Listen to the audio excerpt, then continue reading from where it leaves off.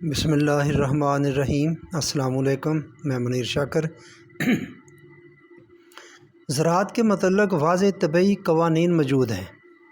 زمین ایسی ہو جس میں پیداوار کی صلاحیت ہو، سیم تھور والی زمین نہ ہو۔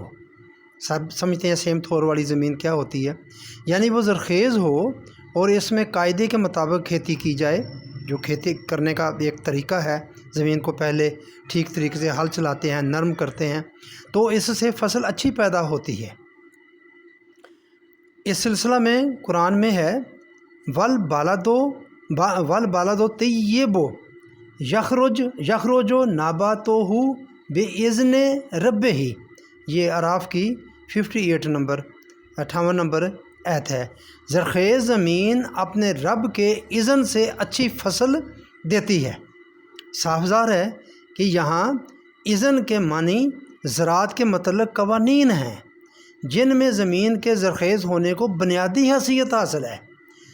سیم تھور والی زمین سے اللہ تعالیٰ اچھی فصل پیدا کر سکتا ہے، لیکن کبھی ہوئی نہیں ہوئی۔ یہ ہے بنیادی نقطہ۔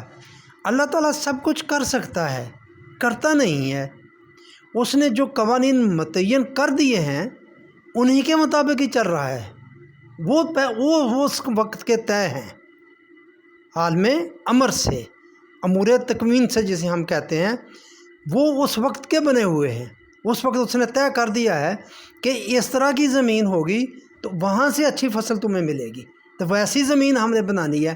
ہمارے تجربات نے، لوگوں کے تجربات سے ہم نے سیکھا اور دیکھا کہ یہ اس طرح کی اگر زمین ہو، زرخیز زمین ہو، اس کو اس طرح بنایا جائے تو اس میں اچھا بیج ڈالا جائے، اچھی قسم کا بیج ڈالا جائے تو اس سے ہمیں اچھی فصل ملے گی۔ اس میں آگے آگے ترقی ہو رہی ہے، لیکن زمین بنیادی جو چیز ہے زراعت کی، وہ زمین کی، وہ اس کا زرخیز ہونا ہے۔